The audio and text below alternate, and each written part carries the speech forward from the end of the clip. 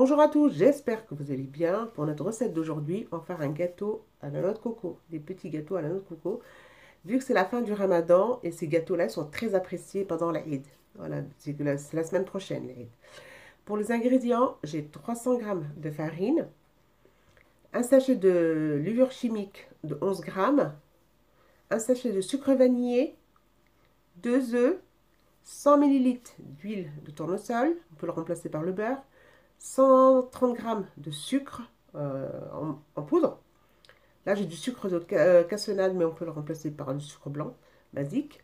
Une pincée de sel, une cuillère à café de l'eau de fleur d'oranger.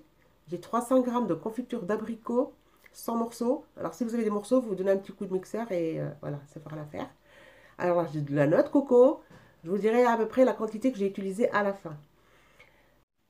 Dans un saladier, je vais mettre l'huile, le sucre.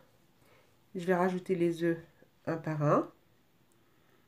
Ma pincée de sel.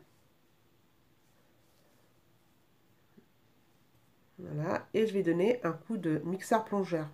Si vous avez un fouet électrique, c'est parfait. Il faut qu'on mélange jusque le mélange devient mousseux. Il faut qu'il devienne mousseux. Et je vais rajouter le sucre vanillé. Et puis la farine, on va la incorporer petit à petit. Là, je vais mettre la moitié. Et après, on va rajouter tout doucement. On va mélanger. Là, je mélange avec la cuillère. Mais après, je vais utiliser ma main pour avoir la texture de la pâte, ce qu'il faut. Je vais rajouter la levure chimique. Et je remélange. Tout doucement. Alors, les œufs, ils étaient à température ambiante. Hein. J'ai oublié de le préciser. Voilà. Et je rajoute la farine, tout doucement. Je vais laisser un tout petit peu. Et je vais rajouter la fleur d'oranger. Voilà. Moi, j'ai mis une cuillère à café. Si vous aimez la fleur d'oranger, vous pouvez mettre un peu plus. Hein. Et je vais utiliser ma main. Parce que comme ça, on sait la texture de la pâte, ce qu'on doit avoir. Là, moi, j'ai incorporé 300 g de farine. C'est pas suffisant. Du coup, je vais rajouter une cuillère à soupe. Et je vais mélanger parce que ma pâte, elle me paraissait collante. Il ne faut pas qu'elle soit collante. Et je vais, voilà, je vais mélanger tout doucement pour incorporer la cuillère de farine. Il faut obtenir cette texture-là. Quand on la roule entre les mains, ça ne colle pas. Et une bonne texture. Je vais débarrasser tout ça.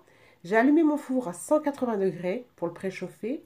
J'ai pris une plaque du four. Je l'ai chemisée avec du papier cuisson. Et je vais commencer à former des petites boules à peu près de entre 12 et 15 grammes.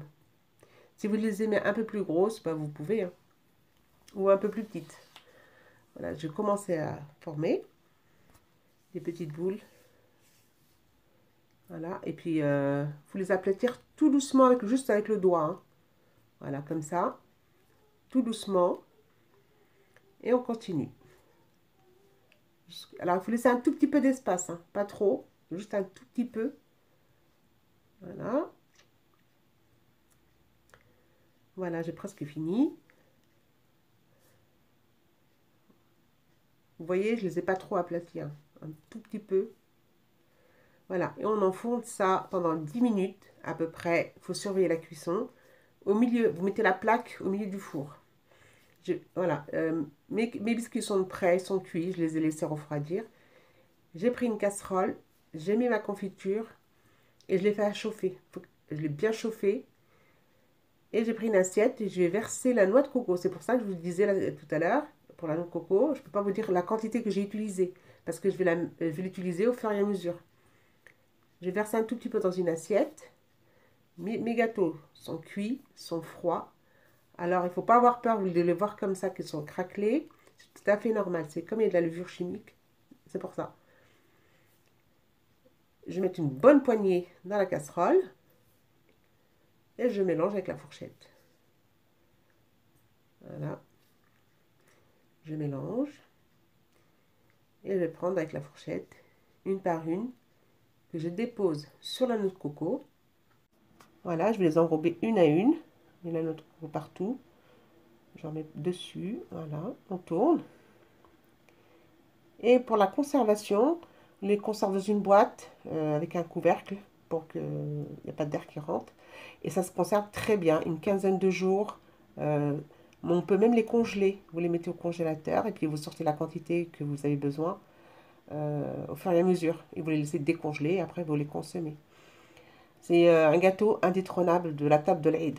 Ça, ces gâteaux-là, il y a dans toutes les tables du Maghreb, hein, ou de la terre entière des gens, leur table de l'Aïd. Voilà. Alors, quand ils sont du jour même, quand ils sont frais du jour même, quand vous avez fini de les préparer, il ne faut pas les consommer tout de suite. Il faut attendre 24 heures. Parce que là, ils sont encore durs. Et vous allez dire, voilà, sont pas bons, ils sont durs et tout ça. Il faut attendre 24 heures pour les consommer. Ils sont super bons, ils sont super fondants. Voilà. Pour la quantité de noix de coco, j'ai utilisé à peu près entre 150 et 200 grammes. Pas plus, parce que ça fait même pas la moitié du paquet que j'ai utilisé. Mes gâteaux sont prêts. Voilà, ils sont encore tièdes. Là, ils sont encore tièdes. Vous les laissez refroidir avant de les mettre dans une boîte pour les fermer. Et ça se conserve très bien. Ils sont fondants. Ils seront fondants, moelleux, délicieux. Et je vous dis bon appétit.